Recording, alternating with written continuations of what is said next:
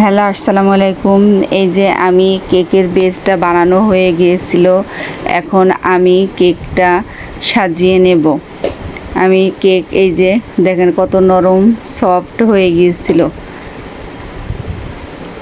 এখন আমি এই কেকটি ভালো করে সেট করে নেব।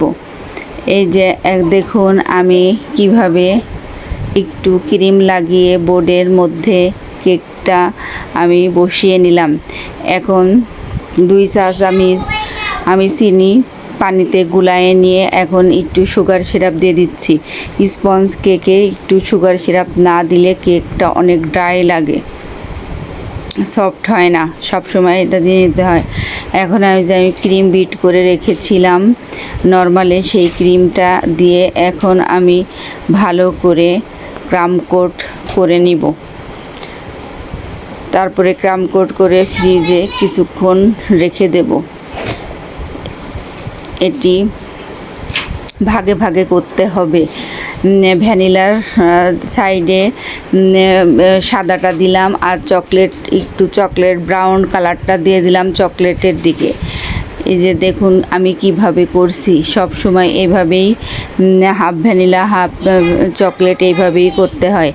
একটা রঙের সাথে আরেকটা রং যেন না মিলে যায়। দেখুন একটু সাবধানের সাথে করে নিতে হয়। দেখুন আমি কিভাবে করছি, আপনারা দেখে বুঝে নেন। নিজের কাজ সব সময় নিজের আইডিয়া। ভিডিওটি অনেক বড় হয়ে যাবে, তাই আমি অফ ক্যামেরায় করে রেখেছিলাম। দেখুন আমি কিভাবে সাজিয়ে নিয়েছি। আমি সব সময় নিজের মনের থেকে আমি করার চেষ্টা করি। আমি যা পারি সেটাই আমি করার চেষ্টা করি। দেখুন নিজের ইচ্ছা শক্তি আর নিজের আইডিয়া দিয়ে আমি কত সুন্দর একটি কেক বানিয়ে ফেললাম। আপনারাও ইচ্ছা করলে এরকম কেক বানিয়ে বিক্রি করতে পারবেন, ঘরে বাচ্চাদের খাওয়াতে পারেন।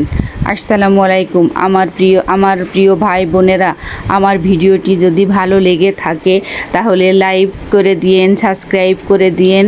আল্লাহ হাফেজ।